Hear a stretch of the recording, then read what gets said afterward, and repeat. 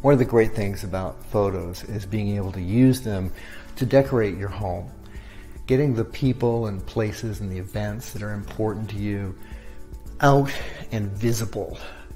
It helps build family identity and bonding. It helps with self-esteem and self-confidence and even resiliency, because you're seeing those images day in and day out. It's a constant reminder of the people you love and the events that are important to you and your family. They also open opportunities for conversation as guests come into your home. So what pictures are important to you that you want to make sure that you have decorating your house and home?